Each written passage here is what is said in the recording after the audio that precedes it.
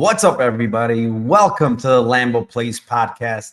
I'm your host, Mike, and along with my co-host here, Timothy Troiano, and this is the Lambo Plays for UFC Singapore. 13 fights, all held up so far. Fingers crossed. Fingers crossed. 2 a.m. my time for this card, which kind of sucks. But, I love fights. I'm going to probably grind it out. I got a flight at 8:40 in the morning to Chicago, so I'm just going to go straight through. No fucking breaks here. I need to watch it. I mean, I'm not going to miss it. I have a ton of bets on this card, upwards of 5 figures. So I have to watch. I have to sweat some of this stuff here. Tim, how's your day going, man? Are you ready for this 4 o'clock start for you? Yeah, I'm pumped. I think it's a good card. Get out to Singapore. They get into the fights there, so I'm excited. I don't know what we're gonna be like in the morning time for these live bets, but I'll be up, so I'll give it a shot. If you're there, I'll be there. All right, you need a lot of gummies. You need I don't know what else you need, but you need caffeine. You need something to stay up all night here. I'm gonna need a lot of it because I'm going throughout the night. So let me go over to chat. Always have to shout out my chat here. Mushroom MMA, what is up, my man? Dumpy is in the house. What is up? Can't wait to wake up at 4 a.m. I'm not even sleeping, bro. Dixon, what is up, my friend? Rob Lawrence, just need one. Respect, brothers. Yes, sir. We just need one. Christian, I usually have to wake up at 5 a.m. for work, so tomorrow will be a welcome treat. Best of luck. Awesome, Kristen. I'm assuming you are in the East Coast, which is probably the best time for this card, actually, at 5 a.m. Rob Lawrence, I'll be up at 4:30. What is up, my guy? Thank you for joining us. Nick Farron says, always insane watching some UFC at 4 in the morning. Only the hardcores, my man. Only the hardcores. Bob says, what's up, Narco? You're the man. Thank you. I appreciate it. And he gives the big flex for Tim. Addicted to combat. Patrick, it's almost early mimosas and fight hour. That's definitely true. Narco and un barco means narco on a boat. Thank you, my friend. Appreciate you. Eric, Bets Fights. What is up, my man? He's in the house. Haven't seen him for a long time. Welcome back, Eric. DA07, who's ready to be up at 4 a.m. bright early making units? I like to hear that. Making units. What is up, Joshua? Daz is in the house. Ashmeyer, better believe I'm going to be up for this. Let's cash those fucking tickets. You're absolutely correct. Arturo, bonjour, my friend. Grateful Dude is in the house. Dr. Octagon, John Smith. Yeah, there's a coaching. So we'll talk about that later.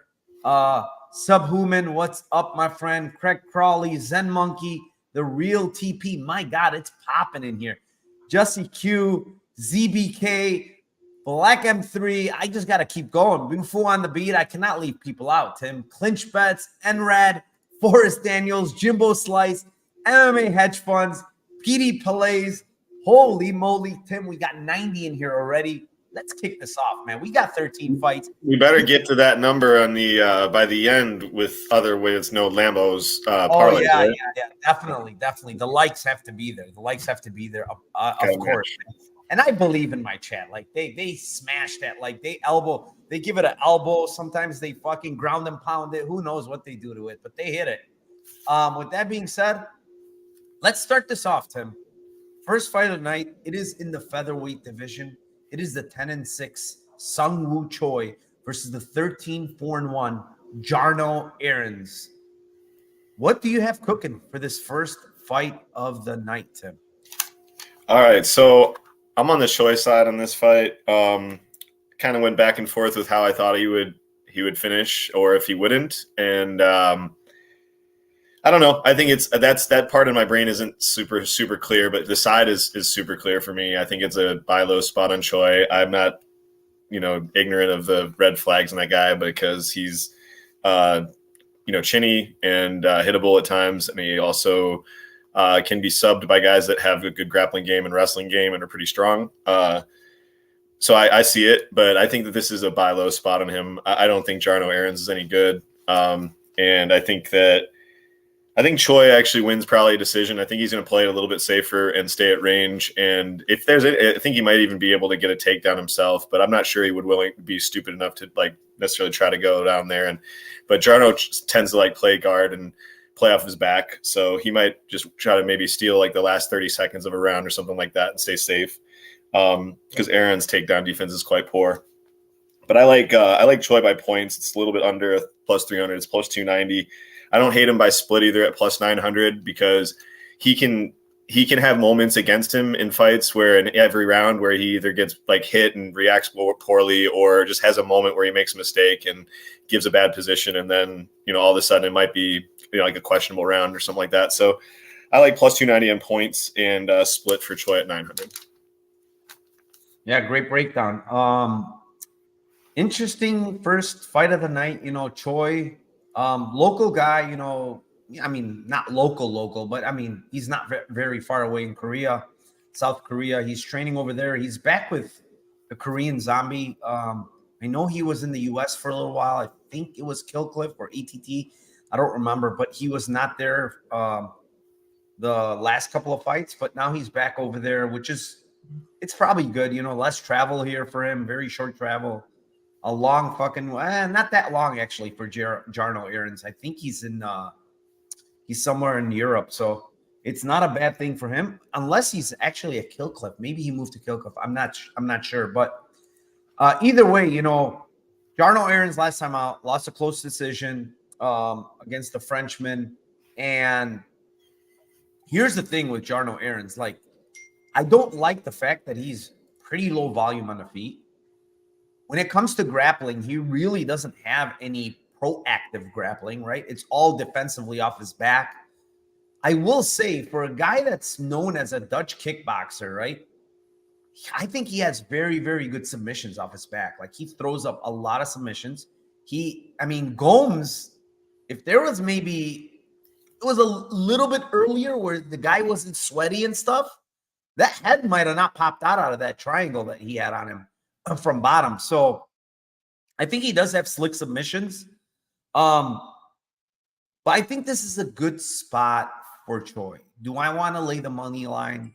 No, I don't want to lay the money line just because I don't trust this guy's chin. I'll be honest. I'm straightforward. This guy's chin is very iffy. And the problem with it is not only that it's bad, right, Tim? Like, I don't think it's good. He's getting hurt a lot. He's getting dropped.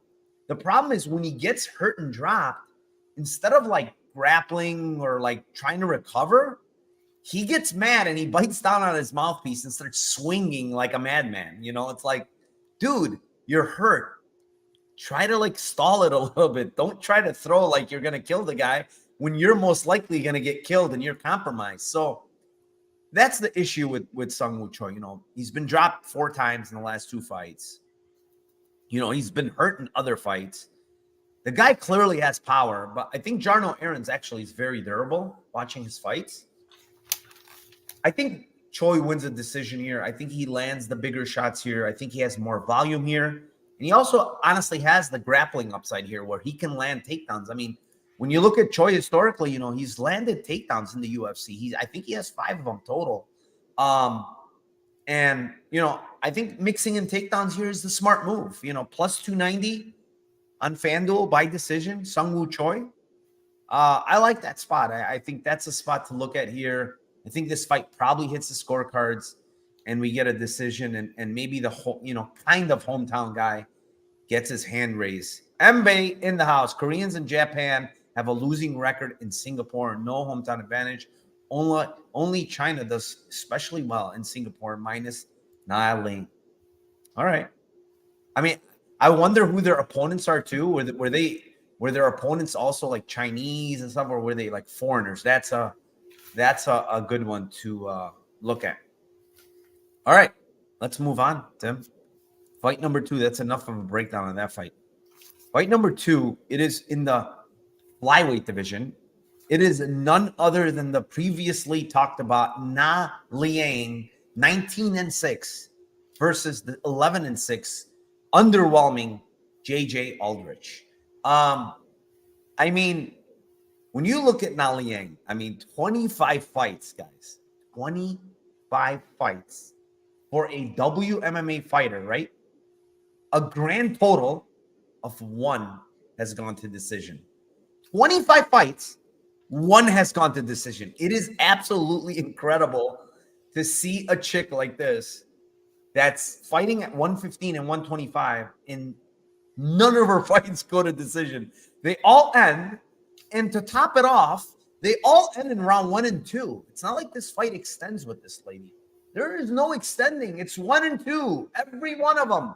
She's either kill or be killed. That's her MO. You kill me or I kill you, right? And ever since she's gotten to the UFC, she's been getting killed. She's 0-2. She's got killed in both fights. When you look at her history, I mean, just history in general, right? Every time, Tim, she's had a step up or a girl that's semi-competent or good, she gets killed. Just look at it. Every single time.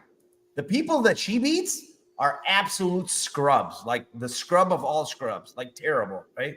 She's beaten no good fighters at all, and she's gotten ran over by all the good fighters. What is JJ Aldrich? Well, JJ Aldrich is a UFC level fighter. Let's put it that way. Na Liang is not. JJ Aldrich, looking at her, yeah, she doesn't have many KO wins. I think she has 2 in her career, right? In the UFC, none, right? She's been stopped once or twice, sorry. But the level of opposition has been much better than Na Liang. I think this is a ripe moment for Aldrich to get a KO. Like, this girl is a KO waiting to be happened, dude. She has no chin. Now she's moving up to 25, like she's going to do something at this weight class. Fuck that, man. Give me KO1, 450, and KO2 plus 800. Aldrich's going to knock this girl out. Like, there's no doubt in my mind. I'm very, very confident in a knockout here. I just don't know if it's 1 or 2, honestly. That's the only thing. But where did you get 450? 450, it's on, I think, Bet Rivers. Nice. Let me go back and look. I got to look at my spreadsheet. But go ahead. I'll let you know. Yeah, that's the same out. That's great breakdown. It's the same thing, man. Not much time to waste on this one. The only other play would be for me. Yeah, the only other play, obviously, would, if you're on the other side, I would do some type of round 1 or Na wins in the first half a minute. Honestly, don't do it. I don't think she wins. Yeah, I don't think she wins. She is an absolute scrub, bro. Like I'm with you. I'm just saying, like, she's a bot. She rocked what's her name last fight, but this girl's an absolute bot. It should be KO. It should be KO1, but it could be KO2 because JJ usually doesn't do enough. So maybe she can last a little bit longer going up a weight class, but we'll see. The only thing is, honestly, and this is what I've been looking at, honestly, the girls that JJ Aldrich has fought, most of them are fucking very durable. Like Vanessa DeMar, Courtney Casey, Mueller. A lot of these girls can take shots. This girl cannot take any shots, dude. Like, as well as has just total quit, man. I just want to tell people, honestly. Don't overdo it. Do not overthink this one, honestly. I mean, I know people have bet Na Liang, said, why Aldrich so big? And I kind of said that in my head too. And then I taped her. I'm like, there is no way. I can't bet this chick.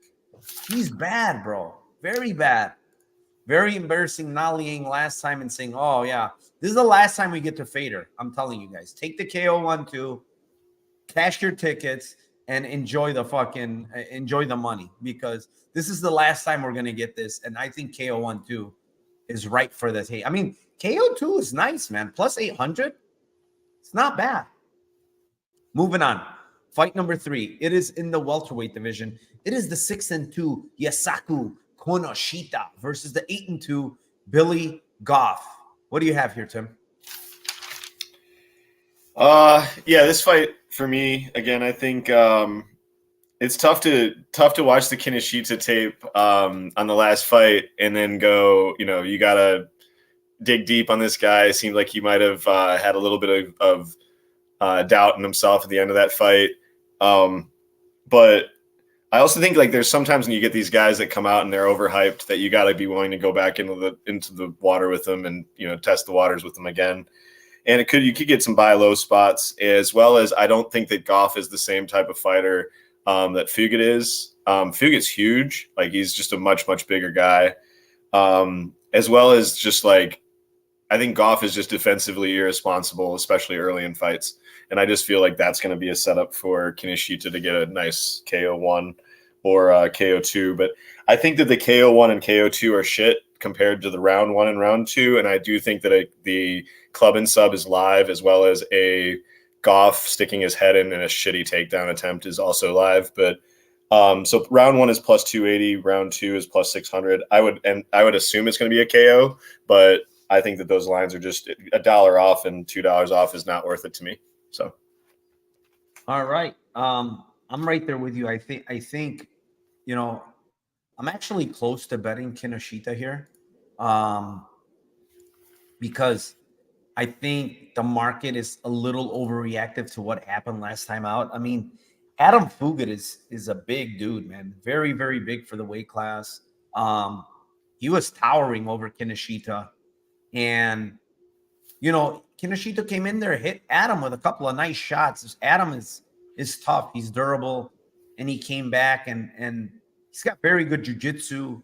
He's got good control when he's on top of you. He's extremely dangerous when he's on top of you. And then when I see this guy Goff, right? Like, here's the big problem. Like, okay, when I looked at, I had a bet on Fugit, by the way, and that cash, right?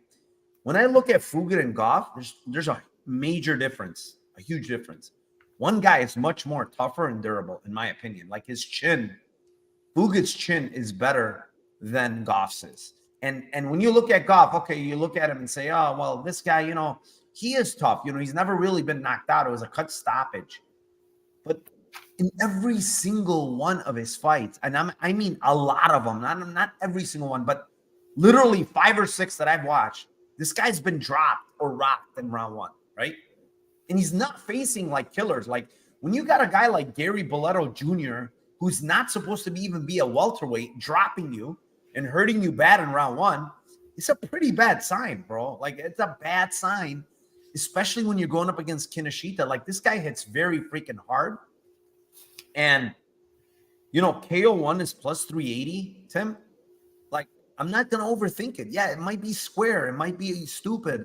But I think he's going to knock, because if he drops you, he's not going to drop you like Gary Boletto. He's going to fucking put you out because he hits very damn hard. And Goff's chin is just, you know, his recoverability is pretty good, but his chin is not very good. He gets touched and he goes down. So for me, it's like Kinoshita, man, KO1 plus 380. I'm not even going to mess with KO2 because I think as the fight goes on, I kind of favor Goff. But I think he gets it done here, man. KO1, it's 380. It's on FanDuel. I think he's going to connect with a big punch here. And I mean, look at the opponent they're giving him too. Like, in this region, like, they're giving him a guy like kind of the low level echelon of the division. UFC like, debut, have to travel. Debut, has to fly halfway around the world.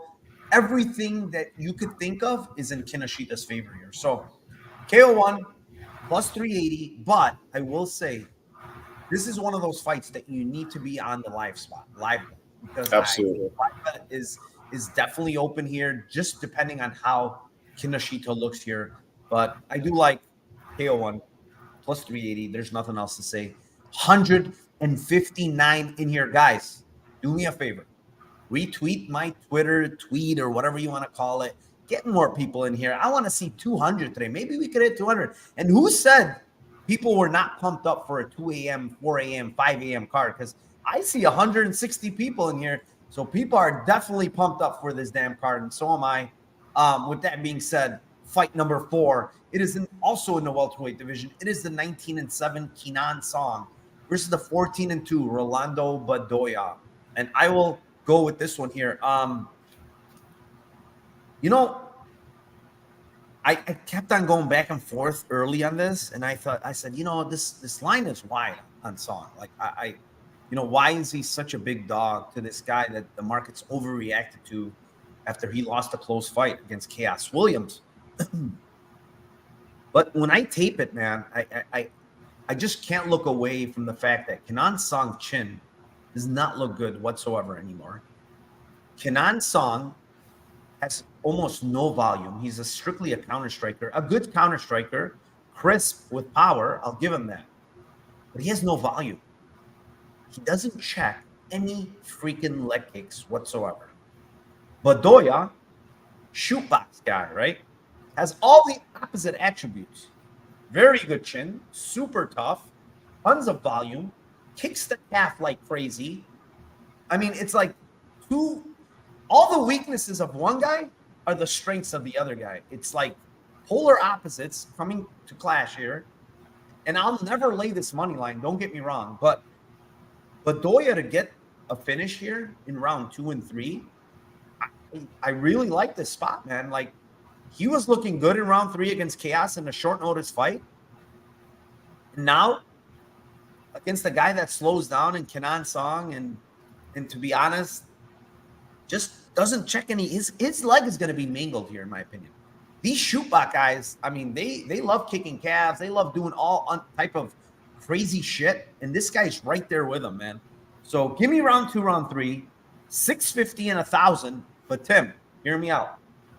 Look, you need to sprinkle the submission prop on round 2, 3, because I think that's going to be live as well. He attacks subs when he gets people on the ground, and on the regionals, he shoots takedowns and he goes for subs there. So I'm going to go with round 2, round 3, and then a sprinkle of the sub 2, 3. What do you got, Tim? What were those sub 2, 3 lines that you got? Do you know what they are? Sub 3 is 3,100, and I think sub 2 was 2,300. That's nice.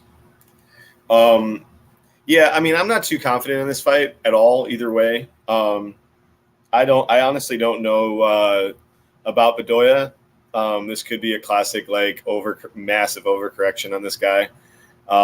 He's totally hittable. I mean, like, his head is like the average size of like a 2-year-old baby.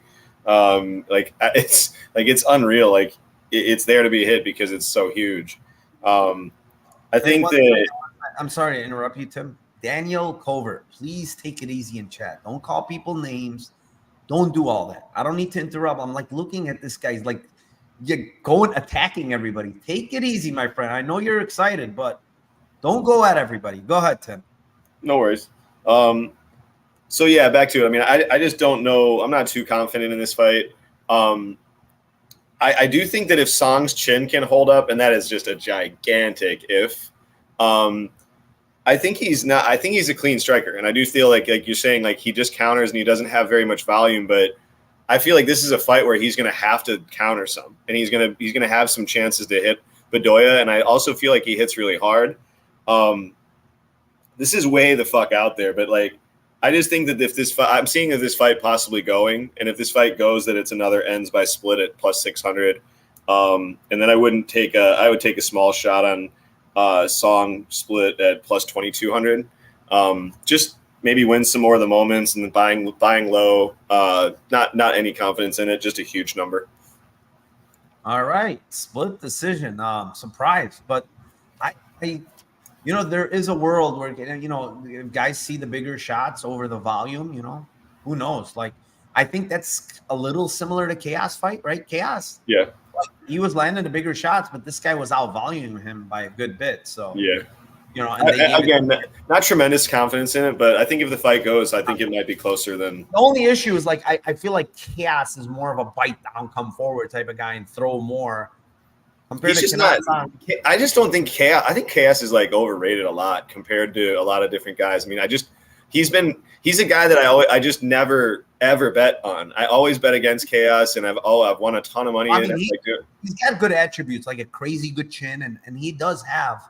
It's just that his process striking is just like, he's sloppy. He's sloppy. Yeah, like, there's just not a lot there. There's no doubt about that. I think Song's striking is way more processed than Chaos's. So I think it is. But he's just not durable. So there's obviously, like, that's the question. He just doesn't throw a lot. He's waiting to just counter you. That's it. He never comes forward trying to throw his own punch. He's waiting. He's telling you, "Come on, throw," so I could, throw the check left hook. That's the other thing.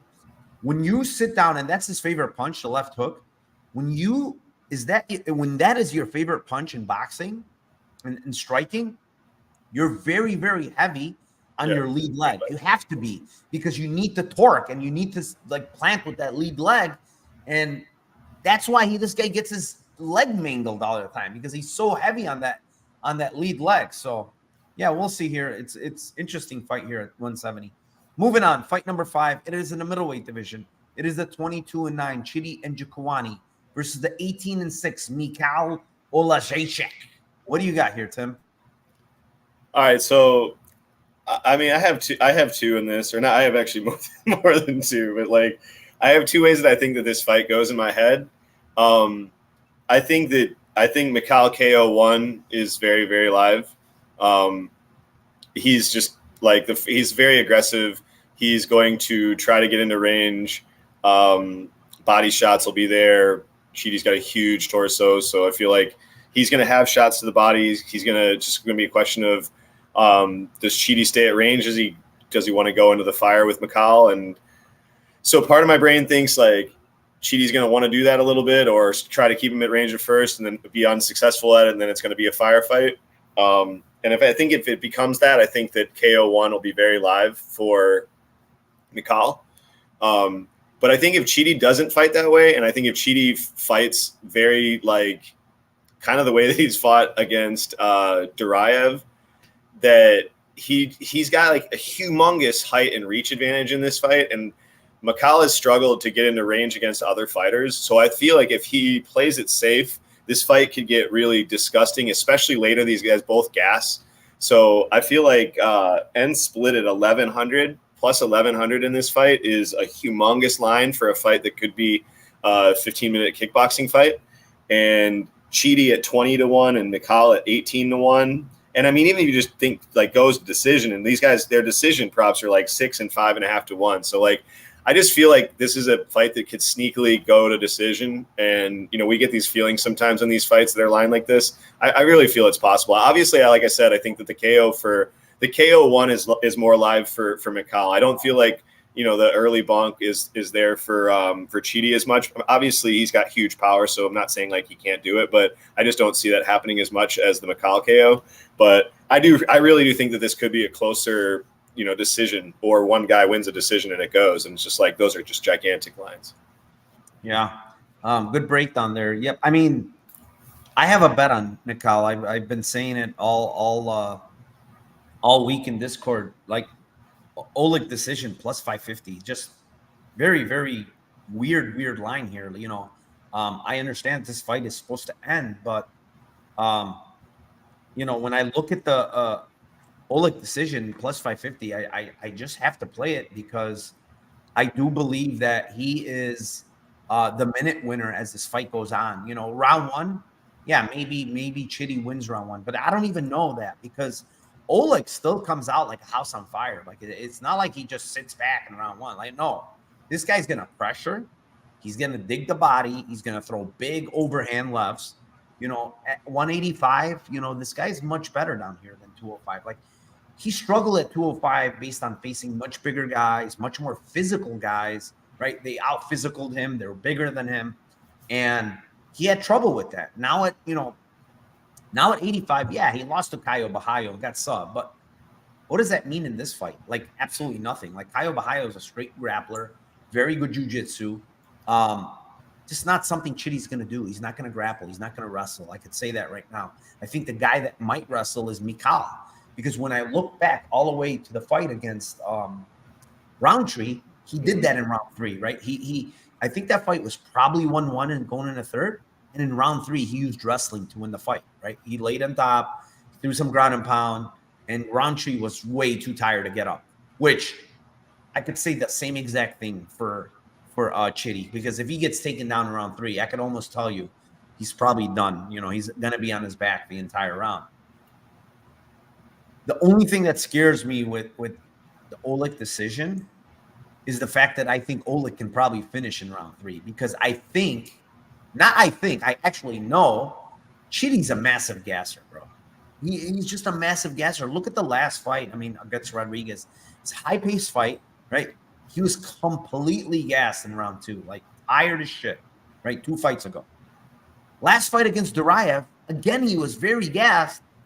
in a fight that wasn't really high paced. Duraev doesn't really bring a high pace. The guy gasses himself, right? To me, Michal is much better cardio here, man. Like when I watch this guy, like his cardio is just way more on point than not to say he's like some cardio machine, but he's a pressure fighter. He digs the body, and he's gonna come forward the entire freaking fight. He's not gonna stop. And he's got a chin that it's pretty unreal. Dude. Like his chin is very, very good. I'm gonna go with decision plus 550, but I'm also gonna give out round 3, Tim, because I have a bet on that at plus 1400.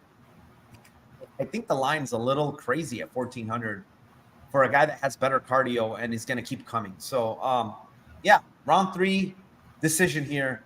I'm on the Olasheshek side, but I don't mind the split that you hit because should be interesting to hit the scorecards. Fight number 6. It is in the bantamweight division. It is the 10-3 Kyoshima Kazama versus the 8-3 Garrett Armfield. I like the Kazama side here, man. I like the grappling from this kid. I like that he's relentless with the grappling. I like his jiu-jitsu. And on the opposite side, I like Garrett Armfield's hands. Like he's got good boxing, throws everything in combos, throws a lot of combos. Was giving Onama a hard time in round 1, on short notice, up a weight class. I know this has been said a million times, but this is a completely different fighter. Kazama is just going to keep shooting takedowns. He's going to keep trying to trip you, do all types of shit to get you down. And, most of the time he's successful. And the issue that I see with Armfield is that historically, when this guy has faced grapplers, and you could look at his entire record, every time he's faced guys that have grappled him, he's had trouble. He slows down like crazy. Look at the Ronnie Lawrence fight years ago. Like round 3, he was completely shot, done. Takedowns came very easy. He's got good takedown defense early, but as the fight goes on, his takedown defense becomes garbage. And I think that's where Kazama can take over. And Kazama round 2, 950. Kazama round 3, 1400. It's probably going to be sub, but I didn't want to it was like a couple 100 points difference. You never know if he gets into like mountain rains down shots on this guy. So 950, 1400. I'm on the Kazama side here, Tim. And we have 180 people in here. That's definitely a record. I appreciate all of you. Hit that like down below. I appreciate you guys. And with that being said, Tim, what do we got here? You know what? I'm going to change. Actually, you know what? Man, no, I won't. I'm going to keep it. I'm with you, but I think sub in round 1 is still live too. I don't think it happens, but I think like sub is plus 330. But I had sub 2-3 as well, marked down at 12-1 and 18-1. That's what you were saying. We're a few dollars off. I do think it's probably a sub that he finishes him with. So I'll stick with that. But I like your round 2, round 3 just to play it safer as well. But I like those as well. I think that, like you said, over time, I think maybe the first round it's a little bit harder to get the takedowns, or it just I like the dumpy, the back take RNC. It's very likely, especially if he gets anything mounted at all. So yeah, same call on this one. Look at that. Someone has something to say. Trust your balls, Tim. He says, let's get to 200. Listen to Daniel there. Tell your friends, tell your neighbors. We're at 186. I love it. This show just keeps growing and growing every week, and it's all because of you guys. So we appreciate that. And yeah, let's move on, Tim. It is fight number 7. It is in the heavyweight division. It is the 9-1 Waldo or Cortez Acosta versus the 8-3-1 Lukasz Brzeski. What do you have here for this banger of a heavyweight fight, Tim? Oh man, god damn it! This fight sucks. This fight sucks so bad. I wanted to I don't know, man. This has two ways that it can go, in my opinion. It's either like a split decision or the most boring Acosta decision ever, like usual. Super likely. But I'm gonna take. Oh man, this is the worst. This is like the least confidence ever that you can ever pick. Fuck. All right, I'm gonna go with fight ends by split at plus 500. and we'll take. I don't even think you can get much off of Acosta. Now he's 700. So I'll just take that. I was leaning also possibly Waldo late, but God, I don't know, man. He just jabs and his leg could be broken by that time. So he might just be trying to just stand and punch with jabs. So yeah, I mean, I just think like probably Waldo wins a decision, which is plus 150, and so that'll be my prediction. It's like used 80,000 mile Lambo.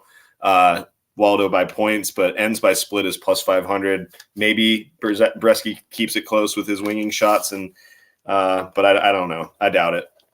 How about you? Yeah, man.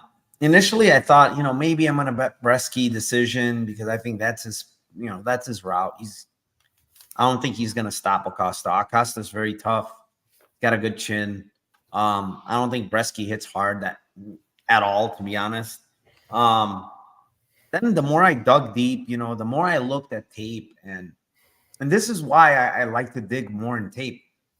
It's because it shows me things that the stats don't really show sometimes. It shows like what is like why is this Acosta guy? Looking at him and he gets to the UFC and he doesn't have a single knockout. Prior to that, like most of his fights, he's getting KOs, right? Like what's going on? Why is this guy not getting KOs all of a sudden? And honestly, there's one reason why, in my opinion. Like, first of all, Jared Vanderaa and Chase Sherman on the feet, they're blockheads, bro. These guys are blockheads. Most of the time, they get finished on the ground, right? They get taken down, beat up, whatever. Both these fucking guys are blockheads. It's hard to knock these guys out, And he rocked both of those guys in that fight. It's just that he couldn't get them out of there. They're blockheads. Then I look at this guy Brzeski, right? And I'm like, okay, well, I hear people saying he's tough and this and that. And he seems a little tough. He's not like he went to split against Martin Buday and everybody's hooting and hollering how that, it looks so good now because Buday did this and Buday did that. Dude, that was such an underwhelming. If you go watch that fight is a fucking snooze fest, dude. Buday didn't do shit in that fight. It was like disgusting. Probably lost that fight, to be honest. But then I go back and I watch Carl Williams. And I watched fucking Carl Williams knock this guy down in round 2 and put him on Queer Street, And Carl Williams is a wrestler, yeah, right? That's you're talking me into it, man. and then I watched this guy's regional tape and how the 6-6 guy knocks him out with one punch. And then I watched the fucking Kita fight where he gets dropped silly.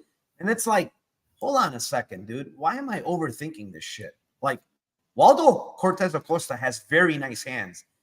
His jab is going to land left and right. Brzeski has fucking terrible defense on the feet. Why am I overthinking this? No, I'm going to bet Waldo Cortez Acosta by KO at plus 225 because I think he's going to knock this dude out. This dude is not as durable as Vanderaa. This dude is not as durable as fucking Sherman on the feet. I think he's just going to get fucking flatlined here. He's going to eat shots.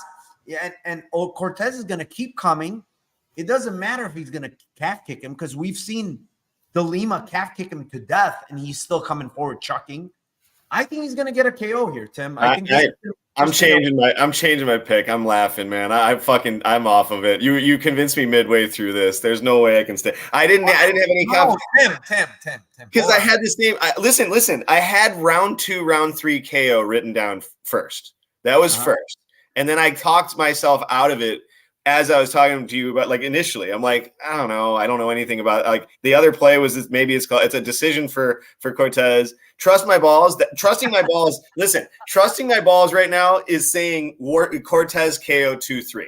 So KO 2 is plus 1,000. KO 3 is plus 1,500. You can take KO 2-3.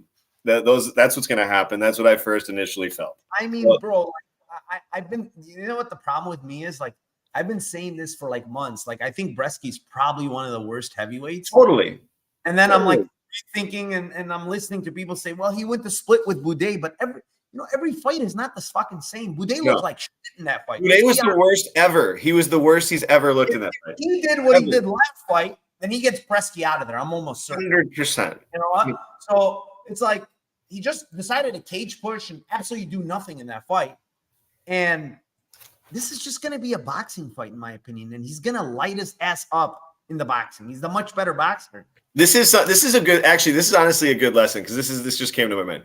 This is a good lesson for people in betting. Like, you can overthink this shit over and over and over, and you can keep if you have a read on something, just trust your reads. And a lot of times your first read is the better read, and like a lot of times you can overthink shit, and that's basically what I just did. So you got to admit to it when it happens. I mean, KO plus 225. I almost played his money line, to be honest. I just didn't want to lay. The problem is I didn't want to lay over 200 in a fight that's going to be mostly kickboxing. If he had any grappling upside, I would be happy to do it. But it's heavyweights. I don't want to lay that type of price tag. But I'm happy to take plus 225 on the guy that I think has more power, is the better boxer by a mile, and I think actually has some hands and can knock out Lucas Brzeski, whose chin is honestly questionable at best. Moving on, fight number 8. It is again in the heavyweight division. It is the 4-1 Junior Taffa versus the 14-8 Parker Porker, or Porter, whatever you want to call him. This one's right back to the well, man. KO1 for me here. Junior Taffa, KO1 plus 240. That's on Hard Rock. I think other places like 220, 230. There's nothing to say here, bro. He's much faster. He's longer. He's bigger. He's the way better striker. He has a lot of power in his hands. And no, I don't think Parker Porker can take this guy down because Usman did it. I think Usman's a way better wrestler. He's a lot more physical. He's a lot more athletic. Everything you need to say, Usman's different in the wrestling. You know, even though Usman's not good, he's just a way better, more physical and more stronger guy. And honestly, in the round 1, I was defending takedowns really well up until the end of the round. Like, and he fucking rocked Usman very bad. I don't think Parker Porter can take those shots. And his brother showed that he can't take a lot of shots. And he's got to fly across the world against the guy that has to fly 6 hours. Give me Taffa KO1 at plus 240. Yep. Not a lot to add. Yeah, I mean, didn't Usman play football at Auburn? He played football somewhere. I don't know where exactly. I think at Auburn. Yeah, I think at Auburn. Like, that's kind of your point of this dude is a different athlete, completely different level athlete to get a hold of Taffa athletically. So, as well as maybe, Usman doesn't react well to punches, but I feel like he definitely can take a punch more than Parker can at this point. So yeah, Taffa KO1 plus 250. Probably, if you want to take KO2 to hedge it off a little bit at 650, I don't think it hits there, but yeah. All right. We were so close to 200, Tim. We were at 191. Now we've went back to 185. All right. Moving on. Fight number 9. It is in the flyweight division. It is the 11-1 Aaron Blanchfield versus the 19-2 Talia Santos. What do you got here, Tim? So this is the Twitter plant your flag. Everybody's got their this is the biggest fight of the night, pretty much, for everybody.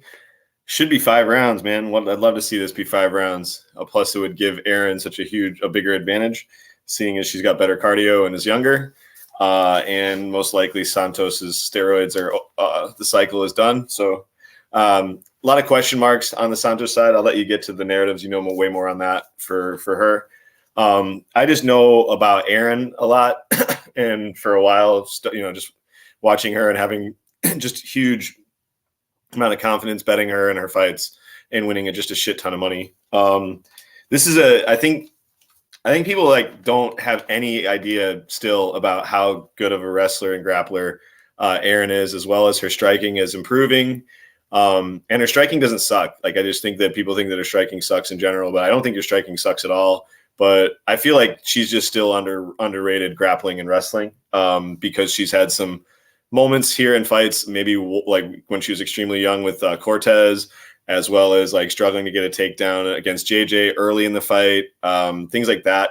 But I just feel like she's just getting physically stronger, as well as if this fight hits the ground and she's on the bottom, I feel like she could sweep. I feel like if she's on top, Santos is fucked. And and I feel like she's going to get on top, and I feel like Santos will be fucked. So Aaron by sub plus 440. Aaron round 2 plus 1100. Aaron round 3 plus 1800. Those aren't sub. Yeah, those aren't sub, but those are just like anything. Because I do think like those, it is possible that she could get like a crucifix position or something like that and just rain down. There are some really good lines on the KO late, just so if you wanted to take shots on those as well. But I think that she's going to snub her. I don't even think that it's necessarily like out of the realm of possibility it would be in round 1 either. So I just feel like if she gets her down on the ground, she's significantly better. I also feel that the body lock takedowns and style from Santos is not going to be successful against Blanchfield.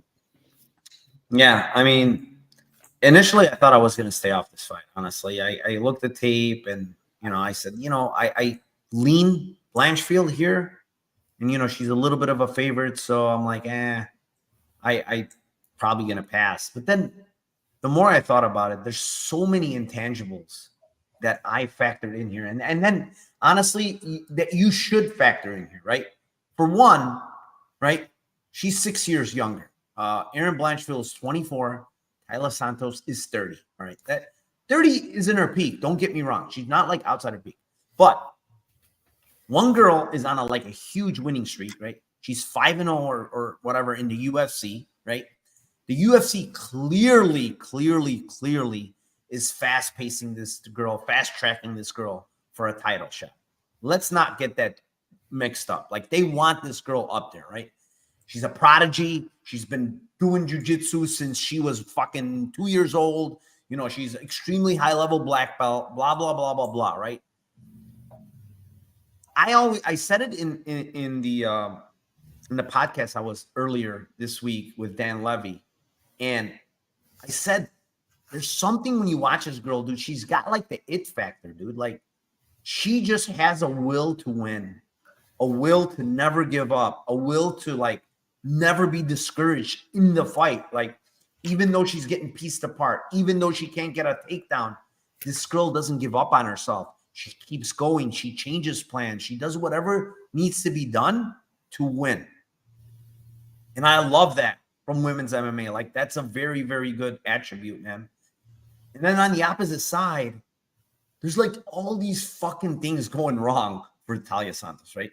She can't come to the U.S. That's why she fought in Singapore, by the way. Her visa's revoked. She's being sued, right? There's a lawsuit, a current pending lawsuit against her from her former training partners and her former gym. I look at her Instagram. There's no freaking gym, like an actual MMA gym that this girl's in. She's freaking with her boyfriend every day, or her husband, or whoever that guy is. And it looks like all they're doing is strength training, with weights, right? The other thing is, she's been gone for 14 months, right? Why is a 30-year-old in her peak prime gone for 14 months, dude? She shouldn't be gone, right? The other thing is, we've seen this over and over again. When these fighters come off a title loss, a big title, and she was probably a winner in that fight in my eyes. I thought I had a 3-2 for her, right? But she lost. How hard it is to get up off the couch again and do it all over again, because you're not going to just win one fight and get to the title fight again. I don't think so, right? How hard is where's the motivation now? And on top of it, she has all this shit with their fucking coaching, and she can't train in her own gym that she's been training in. Dude, there's too many factors against this chick. Give me Erin Blanchfield by fucking knockout, Tim. Plus 1,300. I'm not saying it's a knockout on the feet. It's a KO ground and pound on the ground. And it's KO 2-3. I think she's going to break Santos. It's going to be in round 2 and 3. Santos has good jiu-jitsu. She's not probably going to give up a submission. She's going to say, knock me out. Kill me here. Put me in a crucifix. Do what you got to do, but you're not going to submit me. And I love it, Tim. It's 207 people in here, Tim.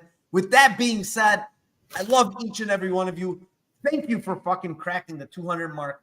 But I'm telling you, man, me and Pepe, shout out to him as well. We went back for it. I said, man, I like the KO in this spot. I think she's going to break this girl late. And This girl mentally also, you have to remember, mentally speaking, we don't know where her head is at. Maybe if she feels that adversity and she's being broken, she might just give up, dude. She might just be like, fuck it. Let me get out of here. Let me get my paycheck and get out of here and take care of what's going on outside the ring. So give me the KO plus 1,300 and KO 2-3. It's so funny though. It's so funny. I mean, like I was looking at, I'm reading the chat. Like, dude, Daniel, man, you're playing the MMA math game. First of all, Santos technically lost to Shevchenko. I do agree that she probably won, but she did lose actually. So she gets she didn't get the belt. She didn't get any money for it. She didn't get any marketing for it. Like, there's nothing positive that she got out of that fight, right? And then you said like that she beat Andrade. It's like, let's talk about people that they actually fought that are common. Like, Santos didn't finish McCann. You know what I'm saying? Like, Santos fought Molly McCann and didn't finish her, went to a decision with her, right? We just saw what Aaron did to Molly McCann. We've seen what people can do. We've seen what people who suck, like the last person that Molly got subbed by, can do to McCann, right? She sucks. Like, Santos couldn't finish her. Santos has been a decisionator until she subbed Joanne Wood, right? And now she's like, because she got a back take against like Valentina, who's a striker, by the way. She got positions. There's tons of people. Liam was calling that fight to a T that she was going to get out grappled, and she did. Like, I'm not trying to say she also didn't finish Roxanne Modafferi. I could keep going on. My point is like, this chick we're talking about Aaron being overrated. Like, what if we're overrating Santos potentially? I'm just saying, maybe we're looking at it the wrong way. So we'll see. Line's pretty close. Yeah, I mean, listen, at the end of the day, these fighters are human, man. You cannot take the human aspect away from fighters, right? Like, you could do whatever you want, but you cannot take the human aspect away. When there's shit going on in the background, yeah, there's some people that can block it off. They're great at it. They don't give a shit. They're great. And I'm not saying Santos is not great at that. I don't know. But dude, there's a lot of things. She just came up a title. She got taken down like 7 times by Barella. Or like 5 times got down. That was way early. She got taken down. Totally. I'm just saying these are fights. These are fights like McCann, decision. Modafferi, decision. Submission. Like, who are we talking about? Like, these are just murder scenes for Blanchfield. Like, I'm not making any case for like. We don't even want to do that. We don't want to do, she went to decision with her, this girl can do it. That's not, I'm just saying that this, technically speaking, yeah, Santos is a very good fighter. Don't get me wrong. She's got good jiu-jitsu. She's strong. All those aspects are very, very true. And she's the better striker here. I let me give her some credit. I didn't actually, and I should. I think she's a very good fighter. She's very, very strong early. I think she's extremely strong early. She's hard to take down. She got good takedown defense. All of those things are absolutely accurate. But as the fight goes on, which is also accurate, her takedown defense does not become as good. She does not become as strong. She gets taken down more and more later in fights. And it's 100% fact, right? Now you have this chick that, also another thing I want to mention, and I didn't mention this. You look at Blanchfield. This girl arrived in Singapore a long fucking time ago, bro. She's ready. She's hungry to win. Fucking Santos just arrived to Singapore, like, I don't know, 4 or 5 days ago, 6 days. Like, she didn't give her enough time to fucking get adjusted to the time zone, the travel, the this, the that. And if you don't think that's a factor, then it's 100% a factor in MMA and any type of fighting where you have to travel a lot and you fucking, you're still jet lagged. You're still, trying to get to the time zone. And guess what? Blanchfield was there way fucking earlier. I think this life right now at this point in their careers, the MMA life is more about Blanchfield and a lot less about Santos. Like, she's not about this life at this point, because I'm not saying she's not training hard. I'm not saying any of that. I'm saying that there's so many other distractions for this chick that's going to be fucking her up in this fight, in my opinion. So we'll see. Skill-wise, I do think the overall better MMA practitioner is probably Santos skill-wise. But intangible-wise, I favor way more on the Aaron Blanchfield as far as cardio, toughness. I think also the in-game changing and in-game fighting IQ is also on the Aaron Blanchfield side. So let's move on here. And Mbappe, no, you don't run this show. You don't tell me when the next fight is, okay? Moving on. Fight number 10. It is in the bantamweight division. It is the 7-0 Rinya Nakamura versus the 10-3 Fernie Garcia. And man, I wanted to fucking take a shot on Fernie Garcia so bad. And just because, man, Nakamura just literally sits there and gets his head like bounced back early in fights. Like, dude, he wants to sit there and trade and wants to knock you out. And he's honestly fallen in love with the knockout. We heard Gregory Rodriguez talk about that, a Brazilian Jiu-Jitsu black belt, say how he fell in love with the knockout and he fell in love with striking. And I see the same exact thing coming from this Rinya Nakamura guy, who's a very, very, very high-level wrestler. And you see it in his tape on the regional scene. He's wrestling a lot. And now all of a sudden, Road to UFC and all these other ones, he's like, oh, you know what? Let me stand there and bang with these guys, because that's exactly what he's doing. He stood there and banged with that nosy guy. And that nosy guy landed some big shots, including a step and elbow that back literally wobbled Nakamura back 5 steps. And that's my concern with him. Like, he's going to sit there and try to trade with Fernie Garcia, who, okay, he's not the high-level fighter, but he's a boxer, and he's a pretty good boxer, and he has decent power in his hands, even though it doesn't show it on his record. The guy actually has power in his hands. He's never been stopped, Tim. He's never been knocked out. I know Nakamura has power, but I'm going to go different than what everybody thinks here. I think Nakamura decision is 425 on Hard Rock. I think this guy is a tough SOB, Fernie Garcia. I think that he's Mexican tough.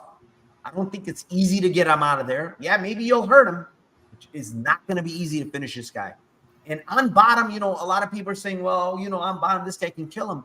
Well, but Brady Heitsten got him on bottom. He couldn't kill him. And I think Brady Heitsten has better jiu-jitsu than this guy, right? He's a higher level grappler in the jiu-jitsu realm than this dude, Nakamura. Nakamura is a better wrestler, for sure. He doesn't have better jiu-jitsu. And all I see him a lot of times is he has side control against a lot of these bad guys. And he sits in side control. He'll land elbows. He'll try to crucifix you. You know, that's the one thing I'm afraid of. Maybe he gets Fernie Garcia in a crucifix, which is very possible. But outside of that, like, you know, on the feet, yeah, he can hurt him. I think he has power. But I also think he can get hurt, Tim. Don't get it twisted, man. I think Fernie Garcia can hurt him on the feet. So that being said, I'm going to lean decision and also Nakamura round 3, because I think he has great cardio. People are not looking at that aspect. I think he has very, very good cardio, high-level cardio, and it's plus 1,500 in round 3. Fernie Garcia honestly slows down in round 3. Look at the last fight where he got rocked twice in round 3.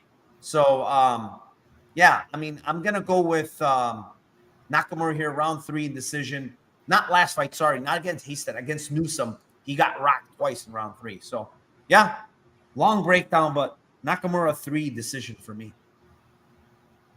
Yeah, I think that the only thing I'd add is that I think that because Fernie is Mexican tough, that those type of dudes, like, you start ground and pounding them, and then they're more subbable than KOable a lot of times. So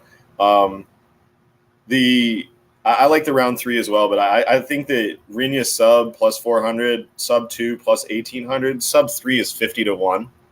So if you're on round 3 and you're on 15-1, the 50-1's got to be a shot, because it's just like easy ground and pound, get mount potentially, get a back take, easy rear naked. I don't see it as like you're saying, I don't think he's like this jiu-jitsu master, but at the same time, this guy's way physically stronger. This is like just to be physically stronger, like Trayshawn Gore subbing Fremd, where it's just like, all right, I'm bigger, stronger, and I'm in a way better position. I'm mauling you, and then I'm not going to sub you.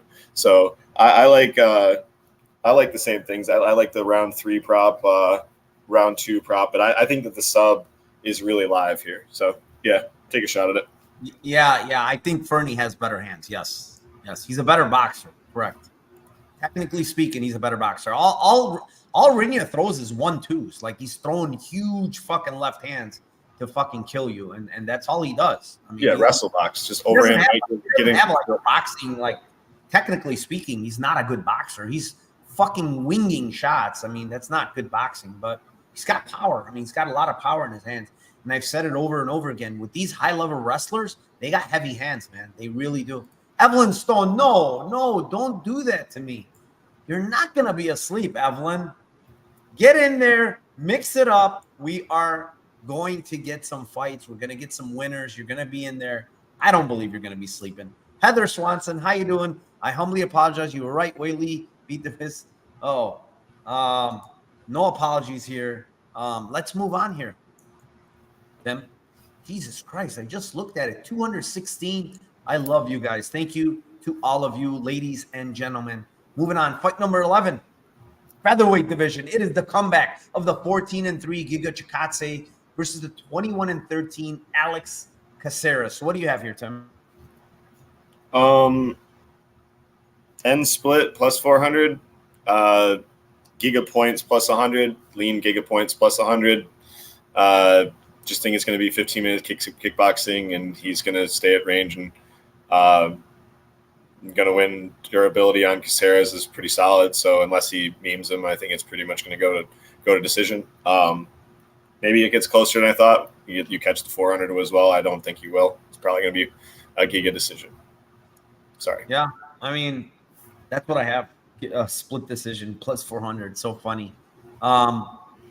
But honestly, there is a little bit concern on the Giga side. Been gone for so damn long, Tim. 2 years, right? So damn long this guy's been gone. Multiple surgeries, right? A guy that historically slows down a lot in round 3. I mean, a lot in round 3. He slows down. He's been out of the cage for a long time, right?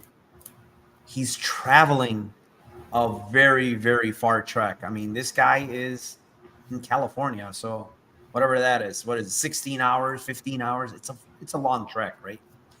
Alex Caceres has to go far as well, but Alex Caceres has been busy. Alex Caceres has actually good cardio, right?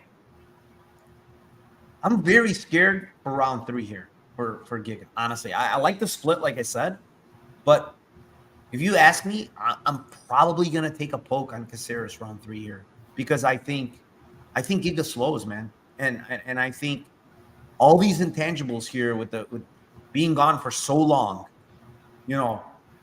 cross the world trek, all these other things, Caceres might be able to finish late. I wouldn't doubt it. The way Giga has looked late in fights, it's not been a great look, and he's coming off a long layoff. I don't think he finishes.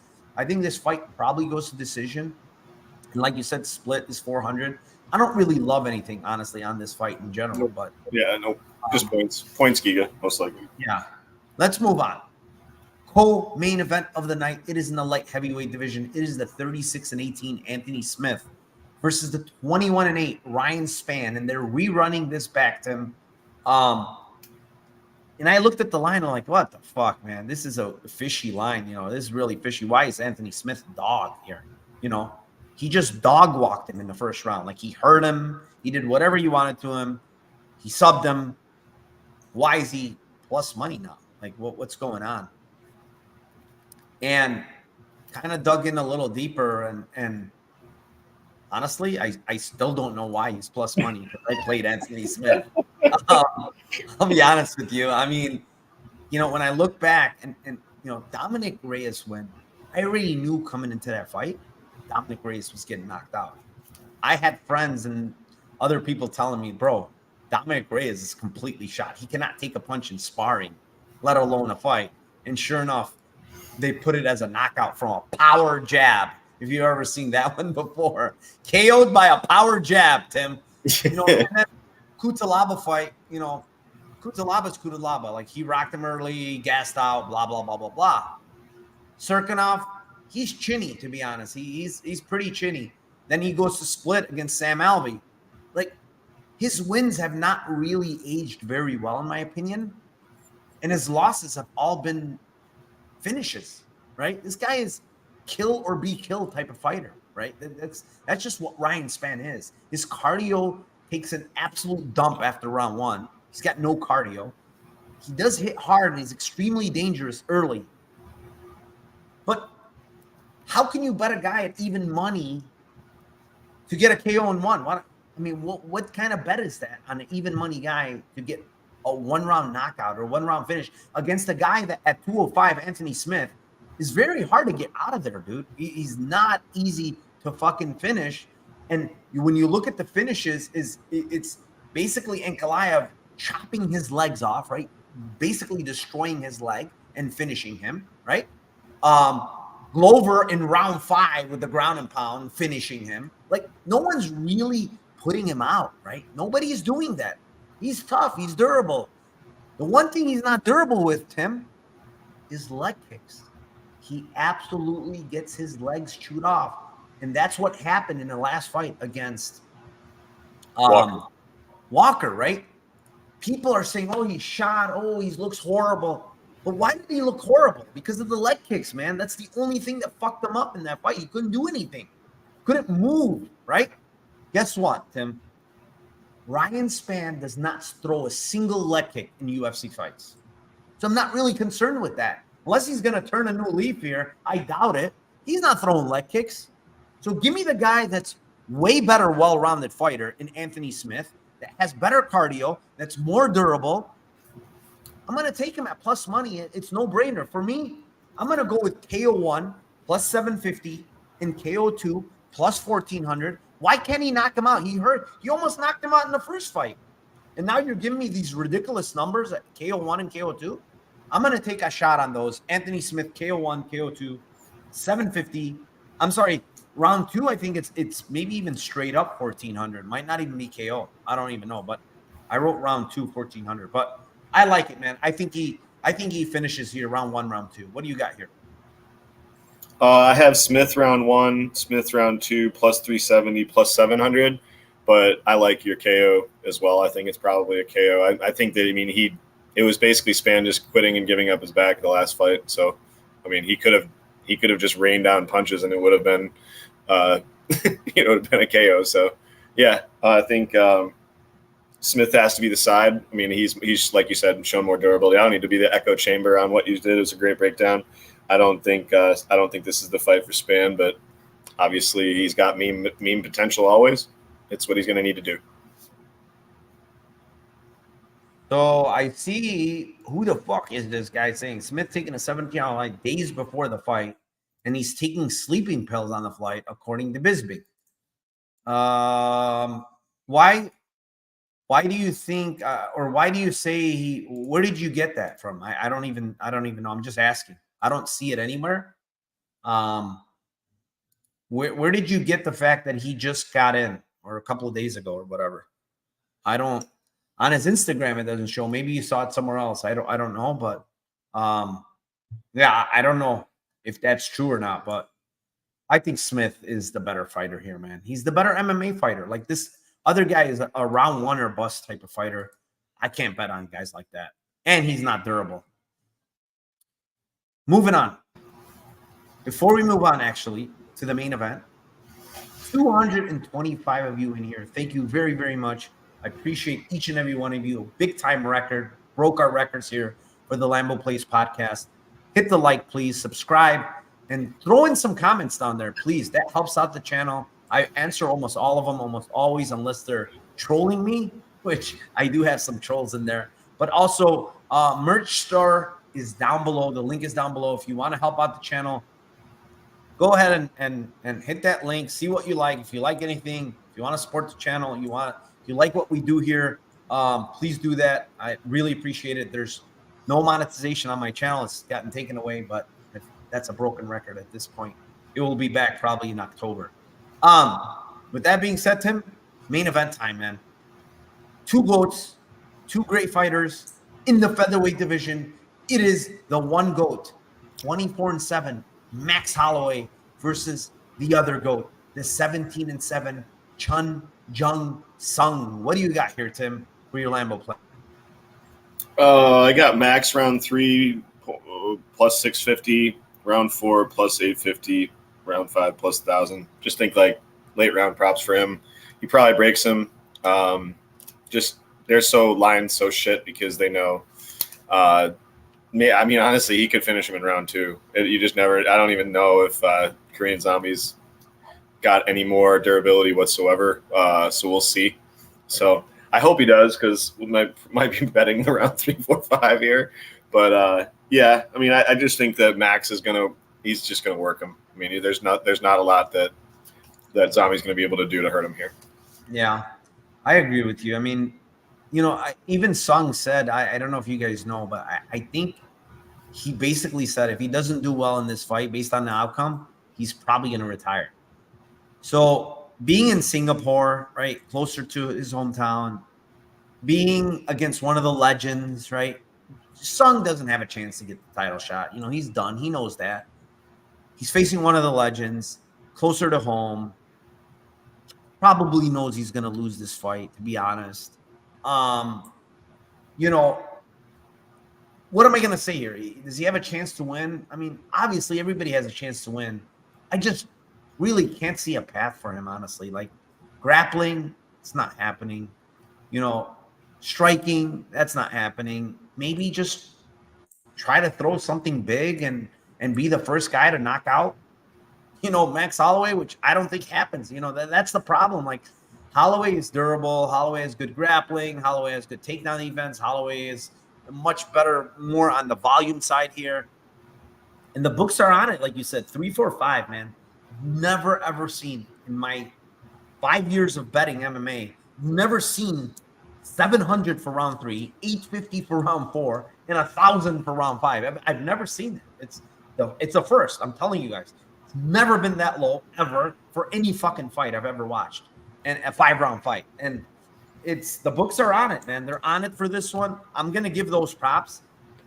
I don't think he's gonna stop Zombie early because Zombie is still freaking tough, man. Like he's still durable. He's still tough. It's not easy to get this guy out of there. When he's historically been KO'd, it's been like spinning elbow from Yair, and it's fucking last one that he took a beating for 4 rounds. And against Aldo, same thing. He took a beating, head kick. This guy's not easy to get out of there. Yes, he's old. Yes, his durability is probably waning. But also, Max Holloway is not a one-hitter quitter, right? Max Holloway is accumulation. He stops you with accumulation. He's not a big power puncher. He's touch, touch, touch, touch, touch, touch, touch, touch, touch until I finish you, right? You're tapping out from strikes. So 700, 850, 1,000. That's what I'm going to give. I think it probably happens in 3 or 4. I do too. More than it happens in round 5, but you have to give all 3. It's just one of those things, Yeah. I mean, Daniel, your comments are ridiculous, bro. He's washed. He lost to Volk 3 times. Are you serious? He just beat a guy in Arnold Allen that was beating everybody in the division on his way to a title shot, and he schooled him. And this guy is washed. Like, come on, bro. Like, be serious. Zombie, we'll keep you to your call on Zombie KOing him. Jesus Christ. The Zombie will KO him. Yeah, okay. Yeah, that will be the day. I will come back and say, you know what, Daniel? I'm so wrong. I apologize. You are the actual GOAT if you get that right. But if not, make sure you come in this chat and say, I'm an absolute donkey for making that comment, okay? So Arnold beat who? Yeah, Arnold beat nobody. He just beat Daniel Hooker. He knocked out Daniel Hooker that just beat Jalen Turner that's been beating everybody. But yeah, he's nobody.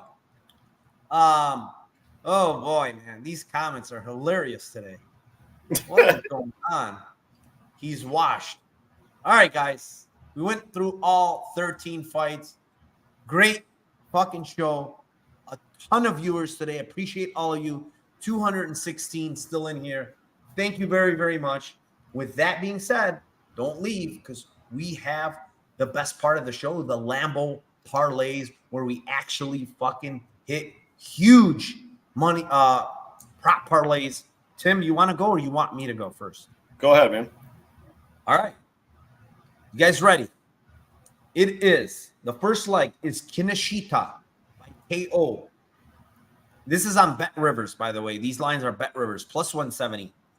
Aldrich by KO, plus 150. Kazama, ITD, plus 220. And Acosta, KO, plus 225 is 83 to 1, Tim. We're hitting this one.